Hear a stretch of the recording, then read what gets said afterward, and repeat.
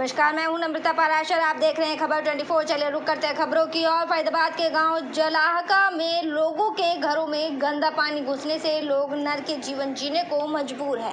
गंदे पानी के कारण जहां कई लोग बीमारियों से ग्रस्त हो चुके हैं, तो वहीं बच्चों की पढ़ाई भी बाधित हो रही है। गाँव की महिलाओं में गंदे पानी को लेकर भारी रोष व्याप्त है। उनका कहना है कि वो अपने घरेलू कामों को करने के लिए भारी परेशानियों का सामना कर रही हैं। उनके पैरों में गंदे पानी में घुसने से घाव हो गए हैं। लगातार बीमारी होने का खतरा बना हुआ है। बच्चों को कंधों पर बैठाकर स्कूल छोड़कर आती है। वहीं पशुओं के लिए चारा डालने के लिए इसी गंदे पानी से होकर गुजरना पड़ता है।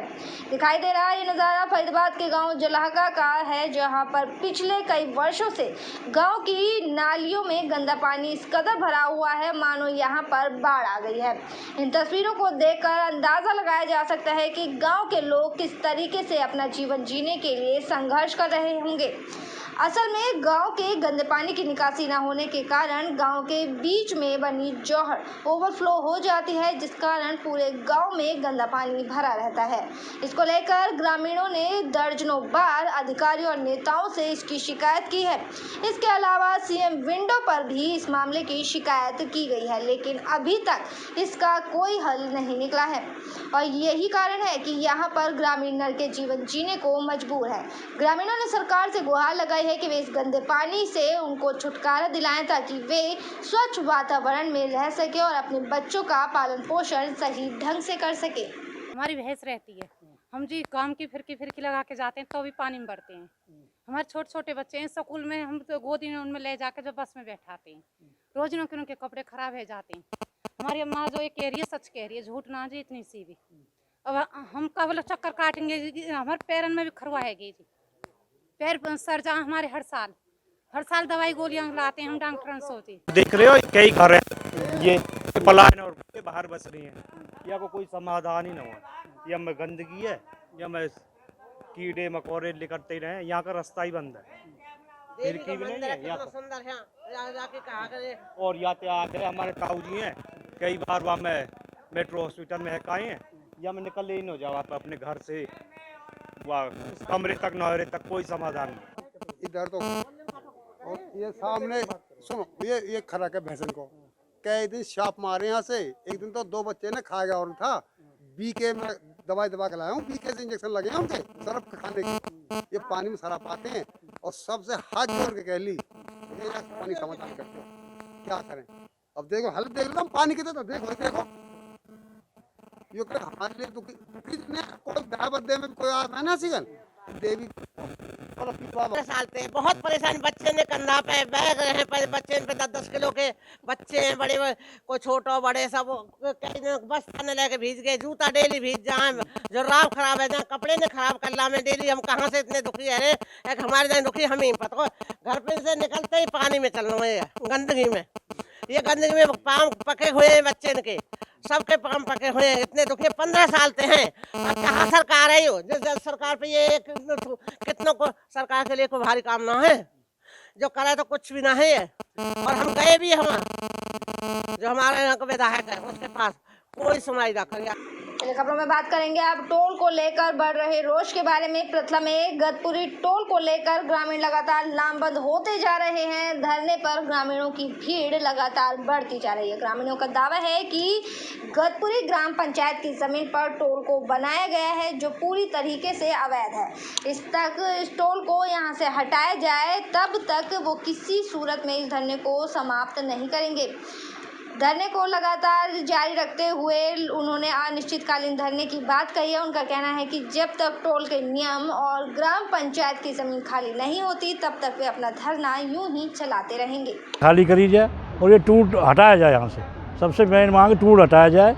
जो फरीदाबाद लोकसभा क्षेत्र का जितना भी एरिया है सभी यही मांग कर रहा है। और भीड़ की बात ऐसी है, भीड़ तो जितनी क्यों ना उतनी है, भीड़ में कोई थोड़ी है। हाँ, इसमें बहुत काम आते हैं। वो टोल वाले तो चलाने वाले हैं इस टोल को, आप कह रहे हो टोल को हटाएंगे? नहीं, ऐसे कैसे चल जाएगा टोल? बगैर हमारी मर्जी के या पब्लिक की मर्जी के चला देंगे टोल वो?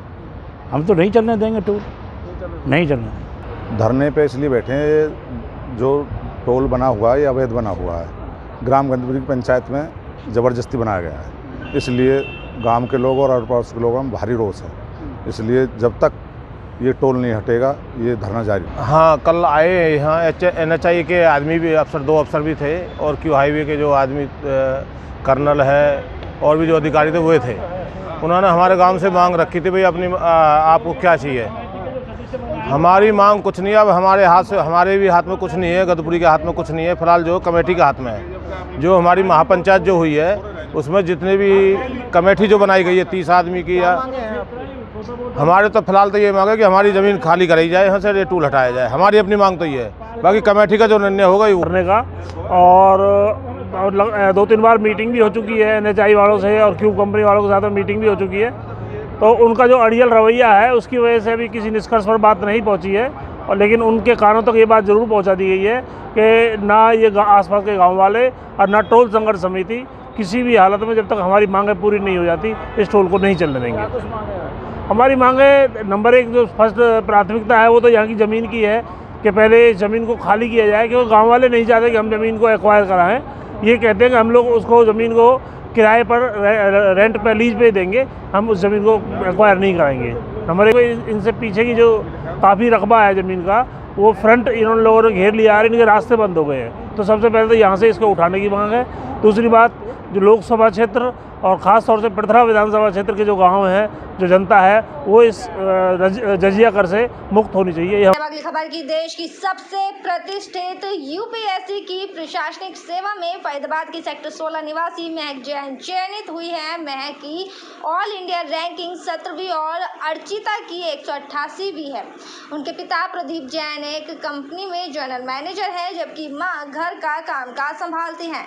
महक को सफलता तीसरी बार में मिली है। महक को सफलता तीसरी बार में मिली और महक के घर में इस दौरान बधाइयों का तांता लग गया।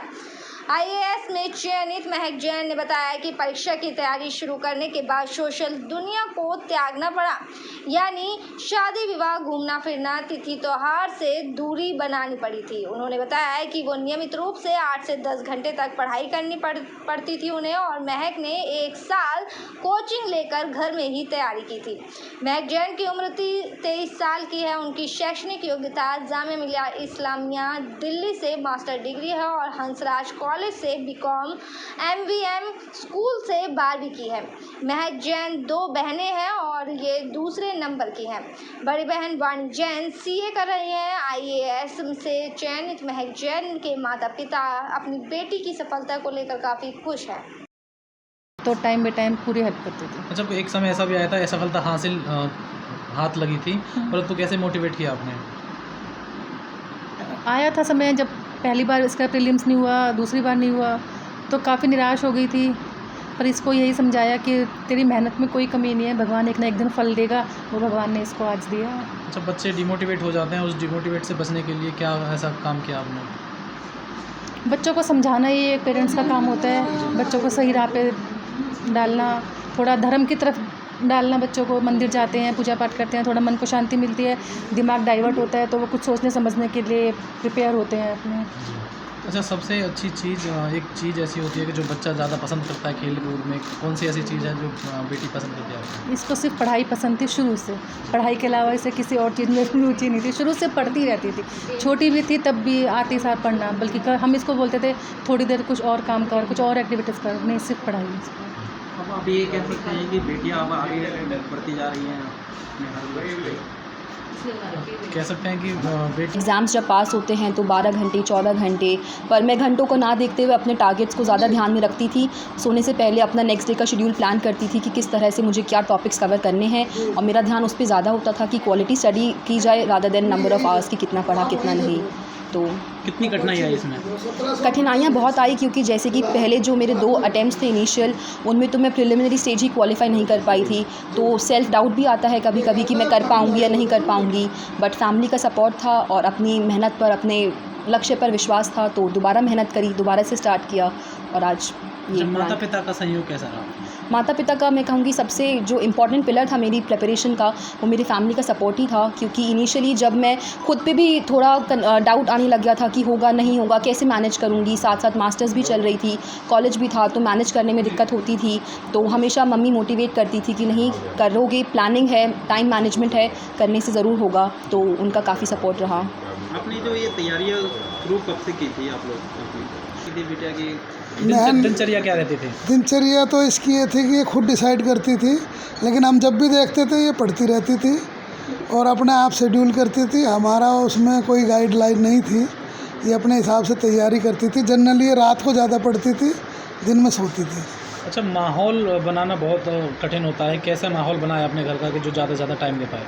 हमारी ये बिटिया शुरू से स्कॉलर है, हमने इसको शुरू से मोटिवेट किया कि तुम किसी भी अच्छे उसके लिए जा सकते हो, टारगेट के लिए। तो इसने कहा मैं यूपीएससी का एग्ज़ाम दूं क्या। हमने इसको हमेशा मोटिवेट किया। जब भी इसको कभी कोई परेशानी होती थी या ये डीमोटिवेट होती थी तो इसकी मम्मी और हमेशा यही कहते थे कि बेटा तू मेहनत बहुत करती है, एक दिन सफलता ज़रूर मिलेगी।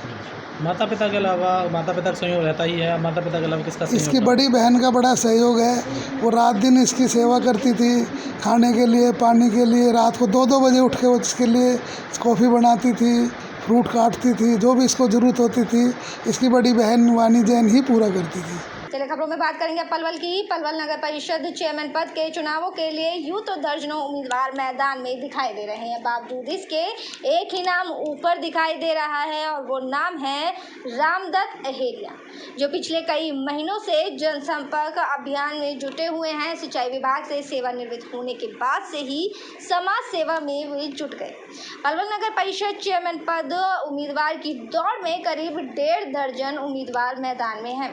सभी अपनी अपनी जीत का दावा ठोकते नजर आते हैं। देखने वाली बात यह है कि कुछ उम्मीदवार ऐसे भी हैं जो पिछले कई वर्षों से समाज सेवा में जुड़े हुए हैं। हालांकि ज़्यादातर उम्मीदवार बीजेपी की टिकट पाने की फिराक में हैं और कई उम्मीदवार तो ऐसे हैं अगर उन्हें बीजेपी की टिकट ना मिली तो वो चुनावी मैदान से भी दूर हट सकते हैं। ऐसे में रामदत्त अहेरिया सिंचाई विभाग से सेवानिवृत्त होने के बाद समाज सेवा में जुड़ गए।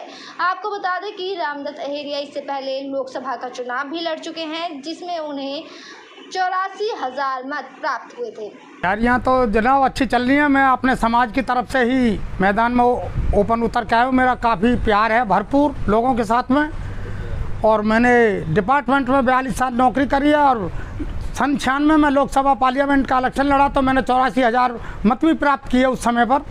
आज तो मुझे लोगों का बहुत बढ़िया प्यार मिला हुआ, बहुत ही भारी प्यार मिला हुआ है।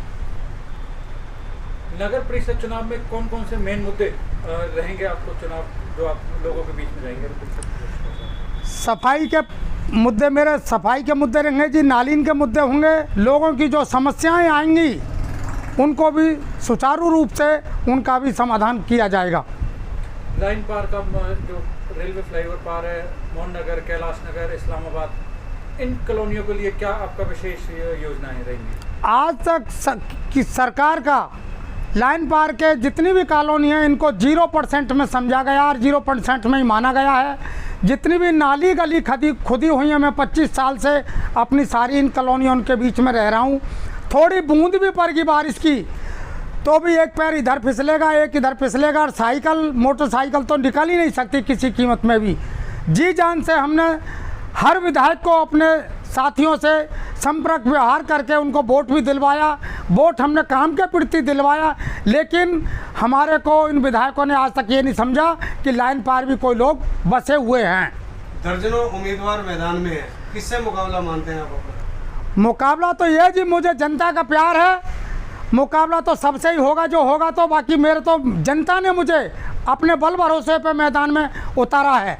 किसी पार्टी से टिकट लेके लड़ेंगे? नहीं जनाब, कोई पार्टी नहीं, आज़ाद उम्मीदवार के तौर पे मैं मैदान में खड़ा हूँ। मुझे पार्टी से कोई जरूरत नहीं है किसी प्रकार की भी। अरे जी, आपको 36 बिरादरी का सहयोग मिला हुआ है, सबका प्यार भी मिल रहा है, और जीतने के बाद आप चेयरमैन जब चुनकर नगर परिषद में जाएंगे तो आपकी क्या सोच रहेगी पलवल जिले के लिए? कैसा विकास करेंगे? पलवल जिले के लिए जी मेरी सोच ये होगी, साफ सुथरा सुधार होगा मेरा बिल्कुल।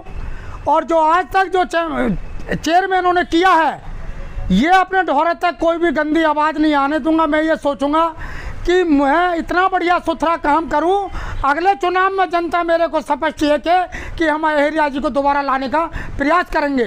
चलिए खबरों में बात करेंगे अब गुरुग्राम की। गुरुग्राम में अस्पताल से जेल ले जाने के दौरान पुलिसकर्मियों की गिरफ्त से 2 कैदी फरार हो गए। दोनों ही कैदियों को भौंसी जेल से दिल्ली अस्पताल में इलाज के लिए ले जाया गया था, जहां से वापस आते हुए एक होटल से दोनों ही कैदी फरार हो गए। फिलहाल पुलिस ने पुलिसकर्मी की लापरवाही को देखते हुए तीनों पुलिसकर्मियों को सस्पेंड कर दिया है और 3 अन्य आरोपी को इस मामले में गिरफ्तार किया है, जिन्होंने इन कैदियों को भगाने में मदद की। भौंसी जेल में बंद राकेश और अभिजीत नाम के 2 बदमाश कई आपराधिक मामलों में सलाखों के पीछे थे। इलाज के लिए इन्हें दिल्ली LNJP अस्पताल में ले जाया गया था। अस्पताल से इलाज कराने के बाद उन्हें भौंसी जेल वापस ले जाया जा रहा था। उसी दौरान होटल में पुलिसकर्मी इन दोनों कैदियों को लेकर गए, जहां पहले से ही इन कैदियों के 3 अन्य साथी ने दोनों कैदियों को वहां से भगाने में मदद की और वहां पर पुलिस की गिरफ्त से ये दोनों ही फरार हो गए। गुरुग्राम पुलिस को मिली शिकायत के बाद इस पूरे मामले में सदर थाने में मुकदमा दर्ज कराया गया और कैदियों की सुरक्षा में तैनात तीनों ही पुलिसकर्मियों को सस्पेंड कर जेल भेज दिया गया है। इसके अलावा पुलिस ने 3 अन्य आरोपियों को भी इस पूरे मामले में गिरफ्तार किया।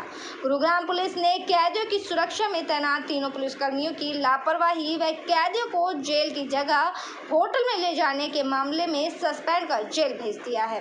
तो मैं आके और देख रहा हूँ तो इतनी देर में मेरे छोटे भाई का फ़ोन आ गया कापाखेड़ा थाने से, कह रहे कि भैया मैं यहाँ थाने के पास खड़ा हूँ, आप कहाँ हूँ?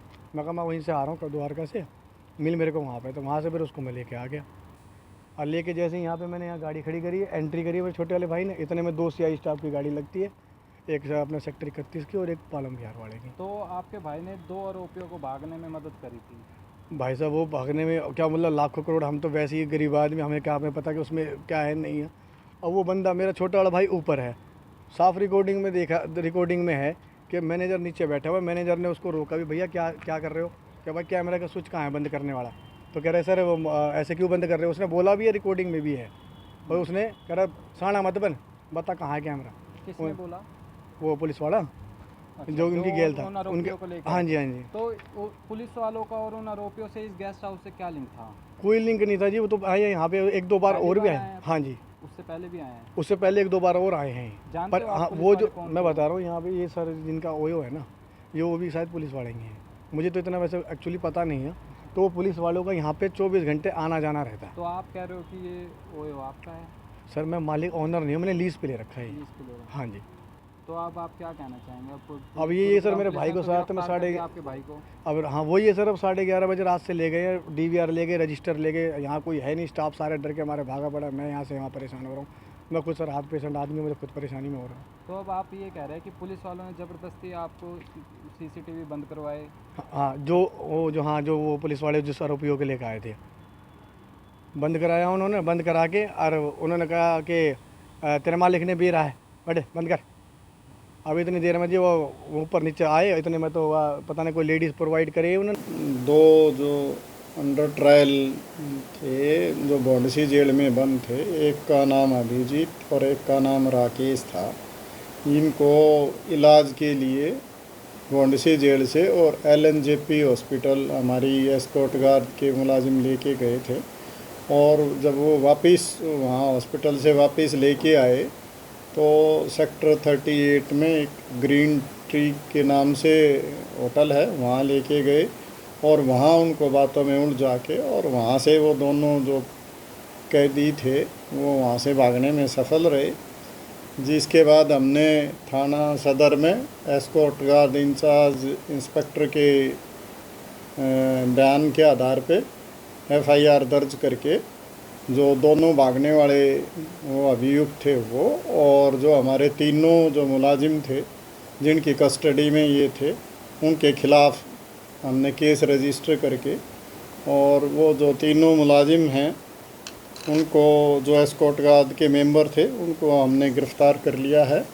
और इसमें जो उनको भगाने के लिए 3 लोगों ने मदद की थी, उन 3 लोगों को भी हमने गिरफ़्तार कर लिया है। इनके नाम, एक का नाम अरविंद और एक का अजय जाखड़ व एक का नाम जो गेस्ट हाउस का संचालक है नितिन भारद्वाज है। इन्होंने गेस्ट उसका जो संचालक है इसने, और ये जो दोनों हैं इन्होंने उसको भागने में मदद पहुंचाई उनको, इसलिए हमने इनको अभी गिरफ्तार कर लिया है और इसमें आगे की इन्वेस्टिगेशन की जा रही है। मेरे साथ खबरों में फिलहाल इतना ही। आप बने रहिए खबर 24 के साथ। फिलहाल मुझे दीजिए इजाज़त। नमस्कार।